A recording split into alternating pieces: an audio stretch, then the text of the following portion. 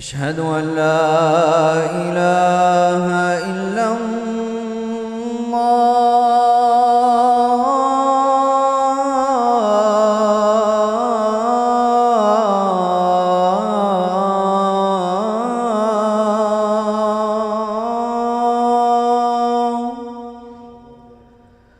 أشهد أن لا إله إلا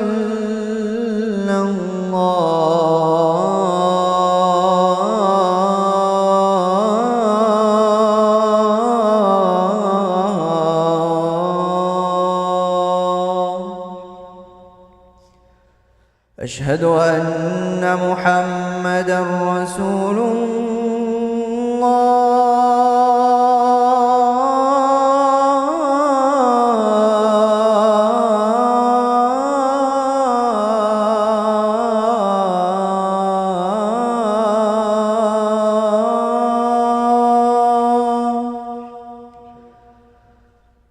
أشهد أن محمدًا رسول الله.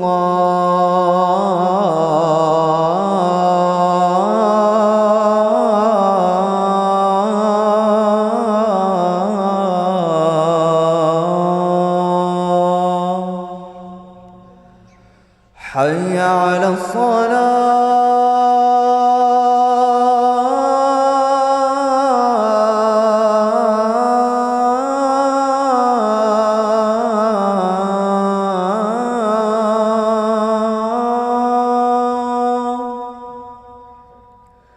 حي على الصلاة.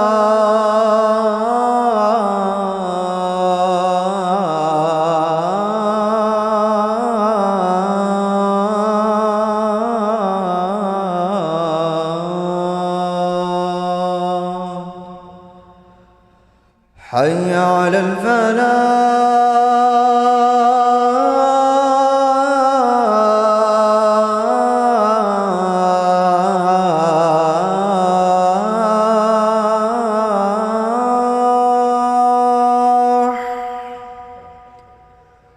حي على الفلاح.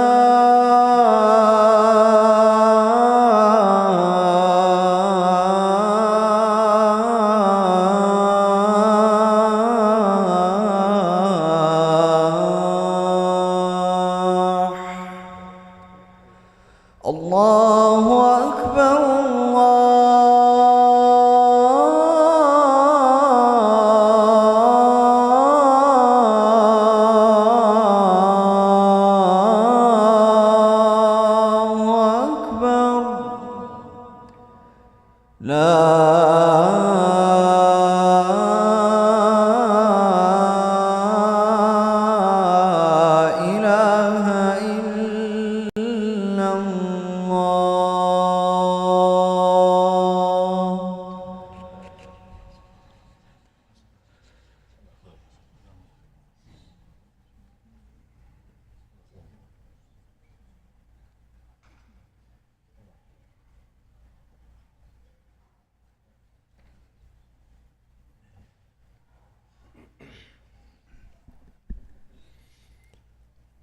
إن الحمد لله نحمده ونستعينه ونستغفره ونعوذ بالله من شرور أنفسنا ومن سيئات أعمالنا.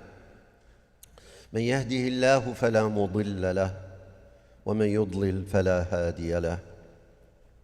وأشهد أن لا إله إلا الله وحده لا شريك له، وأشهد أن محمدًا عبده ورسوله صلى الله عليه وعلى آله وصحبه وسلم. يا أيها الذين آمنوا اتقوا الله حق تقاته ولا تموتن إلا وأنتم مسلمون. يا أيها الناس اتقوا ربكم الذي خلقكم من نفس واحدة وخلق منها زوجها وبث منهما رجالا كثيرا ونساء واتقوا الله الذي تساءلون به والأرحام إن الله كان عليكم رقيبا يا أيها الذين آمنوا اتقوا الله وقولوا قولا سديدا يصلح لكم أعمالكم ويغفر لكم ذنوبكم ومن يطع الله ورسوله فقد فاز فوزا عظيما أما بعد. My dear brothers and sisters in Islam, الحمد لله على نعمة الإسلام. الحمد لله الذي هدانا لهذا وما كنا لنهتدي لولا أن هدانا الله. Praise be to Allah subhanahu wa ta'ala, the one who guided us to this way of life, Al-Islam. And we were not to be guided if it were not for His guidance. فالحمد لله ثم الحمد لله. We are only less than 4 weeks from Eid al-Adha. Everybody knows this is the season of Al-Hajj.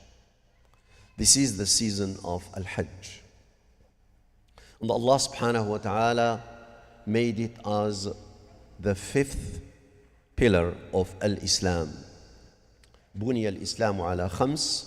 Islam is being built upon 5 pillars. The 5th one is Al-Hajj ila Makkah al-Mukarramah. Allah subhanahu wa ta'ala made it as an obligation upon the believer who is able. Al-Hajju ala man istata'a. Allah subhanahu wa ta'ala said, وَأَذِّن بِالْحَجِّ وَأَذِّن فِي النَّاسِ بِالْحَجِّ يَأْتُوكَ رِجَالًا وَعَلَى كُلِّ ضَامِرٍ يَأْتِينَ مِنْ كُلِّ فَجٍّ عَمِيقٍ لِيَشْهَدُوا مَنَافِعَ لَهُمْ. لِيَشْهَدُوا مَنَافِعَ لَهُمْ. Call upon people. وَأَذِّن فِي النَّاسِ. Call upon people to come for Hajj. It is said that Allah subhanahu wa ta'ala said this to our father Ibrahim alayhi salam. He told him, call upon people to come for Hajj. And it is said, Ya Allah, how my voice is going to go to people and I am alone in the desert. Allah subhanahu wa ta'ala told Ibrahim alayhi salam, don't worry. You call and I will take care of making sure that it will reach people.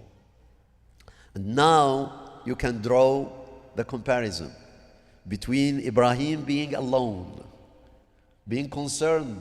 Who is going to come for Hajj? Who is going to listen and hear my voice, my call? And now the call of Ibrahim is reaching millions and millions of people. Many of them would like even to come, but they cannot come.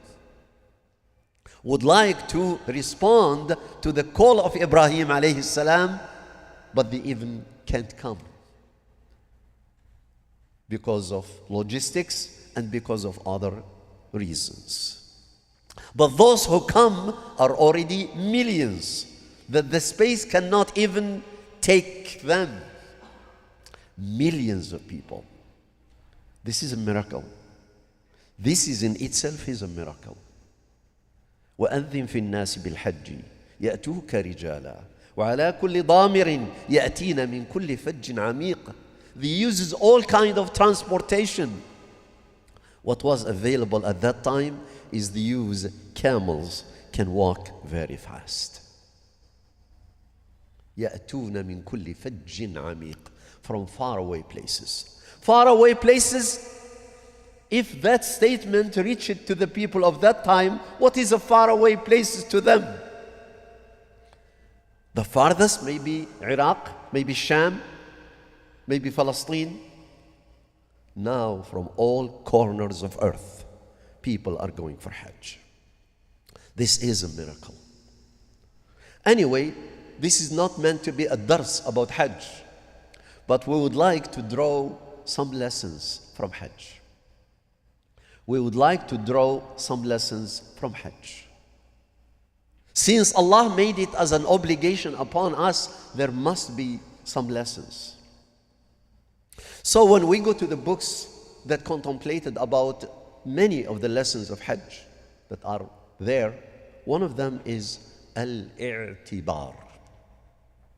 Al-I'tibar.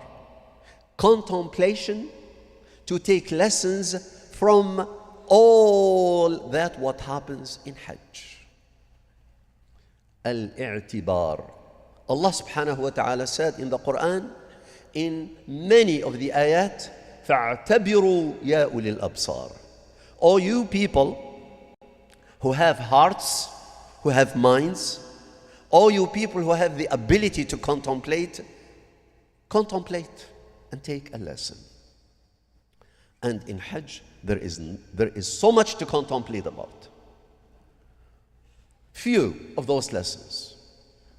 One of them is الاعتبار بما حصل للغابرين.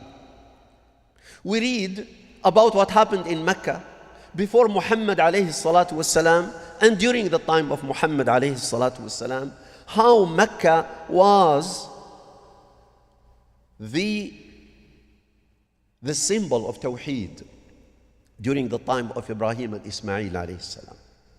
How Ibrahim alayhi salam was ordered to build that house as a symbol for Tawheed. وَإِذْ يَرْفَعُ إِبْرَاهِيمُ الْقَوَاعِدَ مِنَ الْبَيْتِ وَإِسْمَاعِيلُ. Allah subhanahu wa ta'ala ordered Ibrahim and Ismail to raise the foundation of that house for Allah to be worshipped alone. So it is Tawheed. We are talking about thousands of years ago. That's contemplation. And still the Kaaba is still standing until today as a shahid, as a witness. After all what happened in that place and in those times, but Al-Kaaba is still standing. Testimony and a witness for Tawheed. All those people died, they are gone. But Kaaba is still there as a witness of Tawheed of Allah subhanahu wa ta'ala. Allah subhanahu wa ta'ala is taking us to make i'tibar about the people. The people who thought of themselves that they will never perish. And yet Allah subhanahu wa ta'ala told us, كُلُّ مَنْ عَلَيْهَا فَانٍ. No one will stay. No civilization will stay. No power will stay. Those people vanished as well. And therefore, when we go for Hajj, when we go to Mecca, we contemplate what happened to Quraysh, what happened to Jurhum, what happened to Khuza'ah when they were fighting about who has control over the Kaaba. And all of them were gone. So what is remaining? Remaining is a Tawheed of Allah subhanahu wa ta'ala. Because Allah meant for that place to be the place of Tawheed. And it is still the place of Tawheed, and it will remain to be the place of Tawheed of Allah subhanahu wa ta'ala, the place for Allah to be worshipped. When we go to Hajj, we remember the sacrifices of those early Muslims in Mecca. We remember even the places where those people were gathered and tortured, and they did not waver from their iman, from their faith. It's due to their sacrifice that we are Muslims today.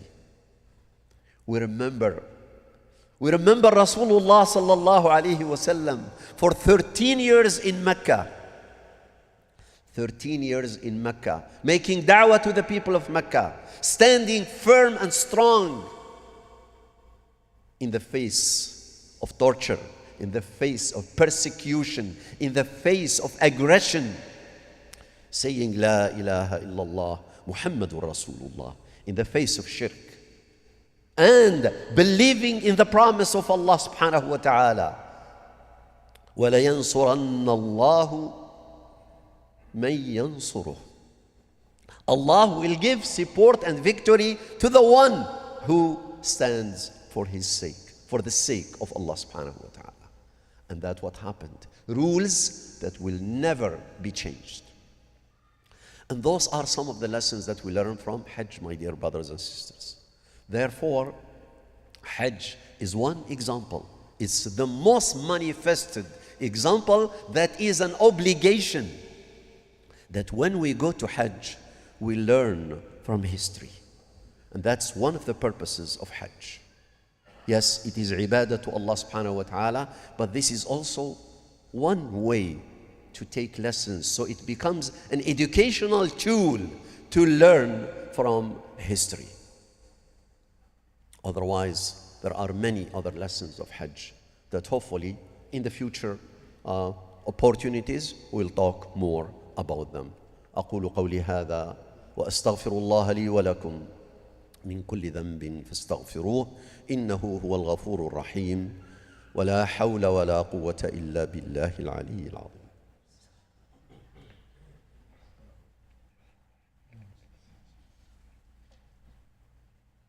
الحمد لله رب العالمين والعاقبة للمتقين ولا عدوان إلا على الظالمين وأشهد أن لا إله إلا الله وحده لا شريك له وأشهد أن محمدًا عبده ورسوله صلى الله عليه وعلى آله وصحبه وسلم.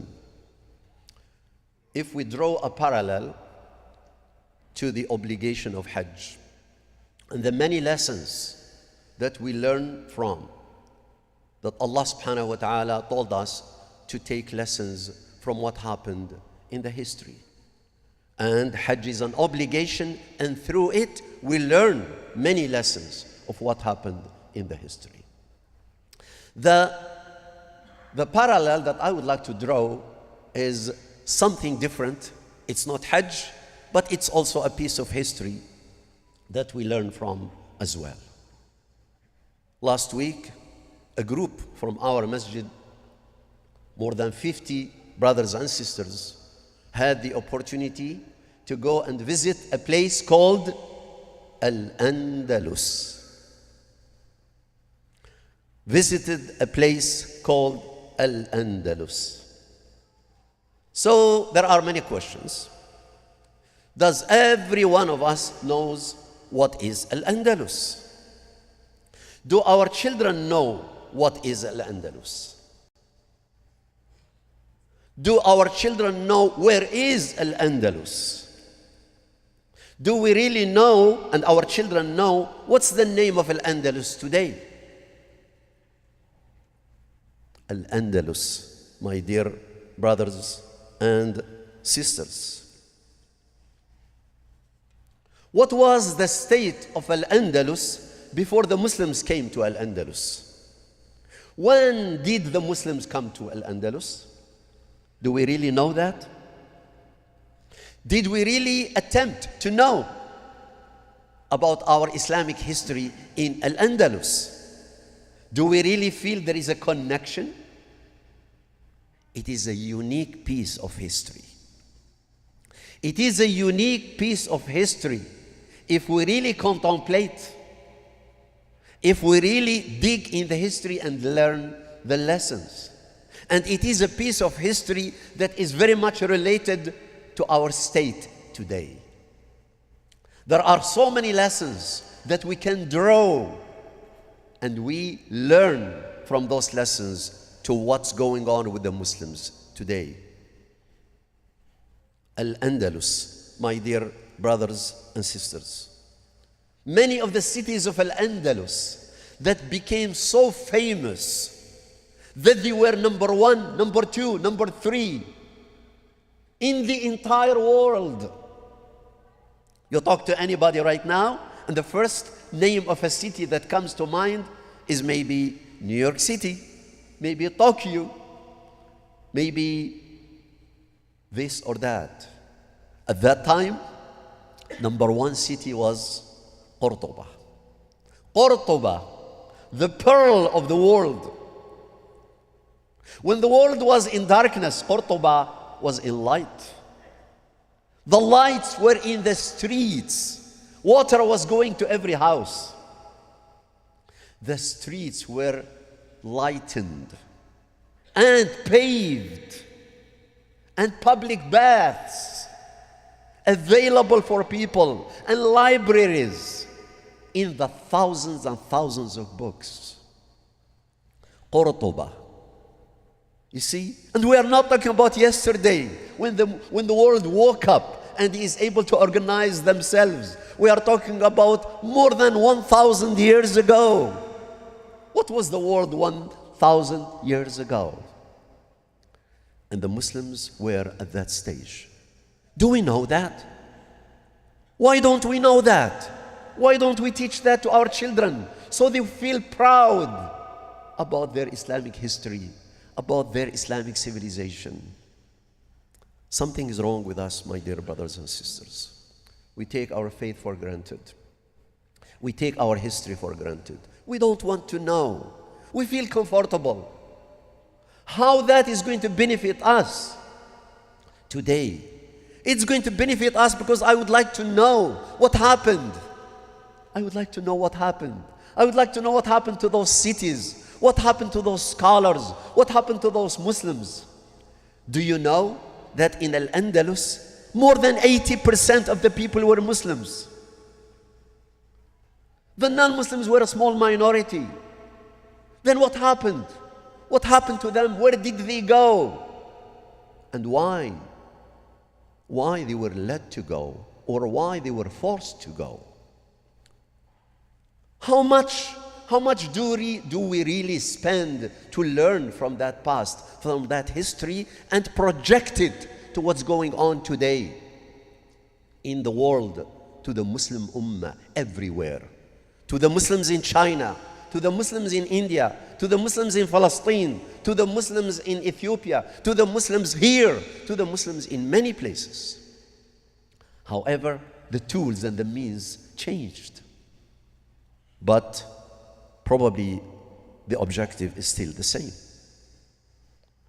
There is so much that we can draw of conclusions from what happened in Al-Andalus, my dear brothers and sisters. We know some of the pioneers and names, that all what we know is names, but we don't know their background. Many people know about Ibn Rushd, but many people don't know where Ibn Rushd came from. Where did he grow? Where did he learn? What did he do? Many people know about Ibn Khaldun. Where did Ibn Khaldun grow? What did he do? And what happened to him? And Al-Qurtubi, and this, and that. So many of great scholars of all kinds, in physics, in science, in history, in Islamic studies, in Quran. Now we study about Al-Shatibiyya, the famous poetry that summarized all rules of tajweed. Al-Shatiba is a city in Al-Andalus. Al-Shatibi was in Al-Andalus. And many, we can stay over here for hours talking only about scholarship in Al-Andalus. A beautiful civilization. Today, when you hear about Al-Andalus, you hear about Qasr al-Hamra. You hear about the city called Al-Zahra, right? Where all what we see is the ruins or the remnants or what is being preserved for people to come and visit in museums. It's as if all what the Muslims have done in those 800 years. It's not 100 years. It's not 200. It's not 300. 800 years of great civilization. And all what is left of it is in a museum for people to go and visit. But it's not alive. How do you feel going to Jami' Qurtuba and you are not even able to pray 2 rak'ah? You cannot even call adhan. Your masjid, the masjid of your ancestors, the masjid of your grandparents who built it with pride. And yet, you find in the heart of the masjid a cathedral, a church. In the heart of the masjid, a cathedral functioning. People come and have their tuqus. But you cannot pray 2 rak'ah. It's not allowed. You cannot call adhan. It's not allowed. You come and visit the masjid and go as a museum. It's painful. It's painful. It hurts. While you are there, you hear the bell ringing, but you don't hear the adhan. That's your history, my brothers and sisters, in Al-Andalus. What kind of lessons do we draw from that? So we learn today to become better Muslims. Don't we ask the question, why that was lost? Why those Muslims were persecuted later on? Do you know what happened to them? For generations and generations, for hundreds of years, they were persecuted. They were persecuted not because of what they do. They were persecuted even for that which is in their heart. The Inquisition that was going on is not only for what they do, it's even for that which they harbor in their hearts. They smell if there is any trace of Islam in their blood, any trace of Islam in their behavior, then they will be persecuted. And the tools of persecution are being preserved. It's amazing how Allah subhanahu wa ta'ala, sometimes Allah subhanahu wa ta'ala preserves witnesses from within. The tools of persecution, of torture are preserved. So you can go to the museum and see them, my dear brothers and sisters. There is so much to be said. Hopefully today there will be an event between 7 and Maghrib for those brothers and sisters who went in this trip to share with you some of their reflections. So I hope all of you will come and benefit. All of you are invited to come and benefit. So hopefully we learn from the history. For many years, I have read this history, and sometimes in details. And I have read this piece of poetry, which I would like to share some of it with you today. But I have never felt and moved by that reading or by that history as much as when you really touch it, when you really see it. When you are in that beautiful masjid of Qurtuba, but you can't pray 2 rak'ah. When you see all the masajid, ancient masajid, being turned into churches, every one of them. When you see no cemetery, not even one maqbara, not even one cemetery, to tell you about those millions of Muslims who died, and there is no cemetery. They eliminated everything that can remind people that Islam and Muslims, one day, they were here. That was a very sophisticated plan. And maybe a plan like that is being applied in many places of the world today. My dear brothers and sisters, let me share with you some of this qasida, and I hope you don't mind if we go a little more than our usual time. This qasida is being said قبل سقوط غرناطة. You know that Gharnata was the last fortress of the Muslims in Al-Andalus to fall. And the fall of Gharnata was 1492. So this qasida was said because of the falling of other cities. And this famous poet said and wrote this piece of poetry. You can feel that he was writing it not only with his pen, but maybe with his tears and blood. He said, فجائع الدهر أنواع منوعة وللزمان مسرات وأحزان وللحوادث سلوان يسهلها وما لحل بالإسلام سلوان دها الجزيرة أمر لا عزاء له هوى له أحد وانهد له نهلان أصابها العين في الإسلام فارتزأت حتى خلت منه أقطار وبلدان. فاسأل بلنسية ما شأن مرسية، وأين شاطبة، أين جيان، وأين قرطبة دار العلوم. فكم من عالم قد سما فيها له شان، وأين حمص وما تحويه من نزه، ونهرها العذب فياض وملآن. قواعدكن أركان البلاد، فما عسى البقاء إذا لم تبق أركان. تبكي الحنيفية البيضاء من أسف، كما بكى لفراق الإلف هيمان. على ديار الإسلام خالية، كما أقفرت ولها بالكفر عمران. حيث المساجد قد صارت كنائس، ما فيهن إلا نواقيص وصلبان. حتى المحاريب تبكي وهي جامدة، حتى المنابر ترثي وهي عيدان. يا غافلا وله في الدهر موعظة، إن كنت في سنة فالدهر يقضان. وماشيا حرصا يلهيه موطنه، أبعد حمص تغر المرء أوطان. تلك المصيبة أنست ما تقدمها، وما لها مع طول الدهر نسيان.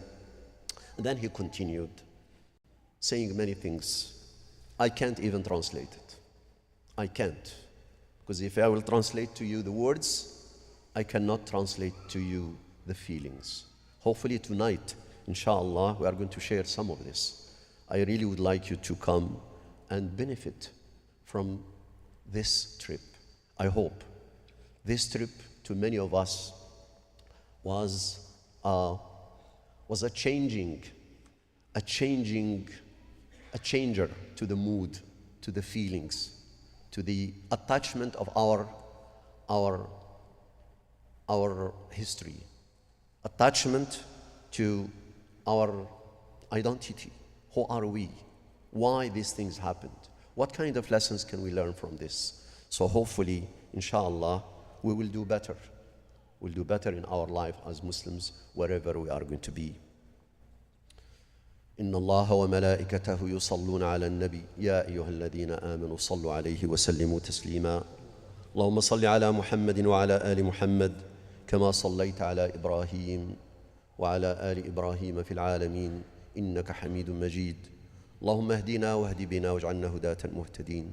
اللهم أرنا الحق حقا وارزقنا اتباعه، وأرنا الباطل باطلا وارزقنا اجتنابه.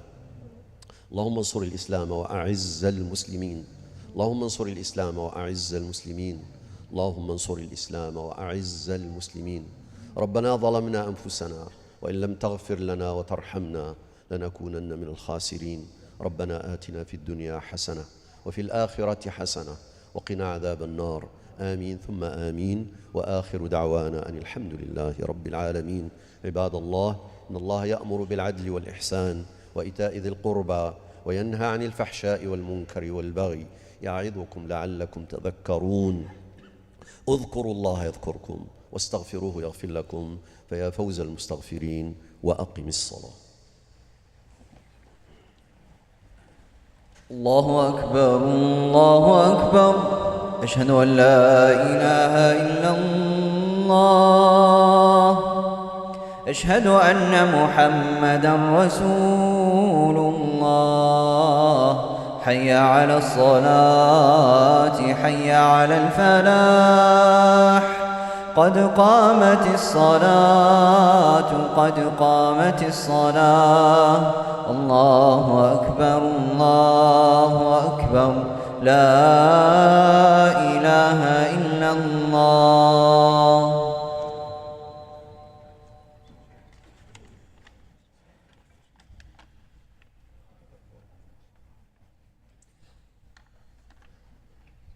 استووا واعتدلوا يرحمكم الله.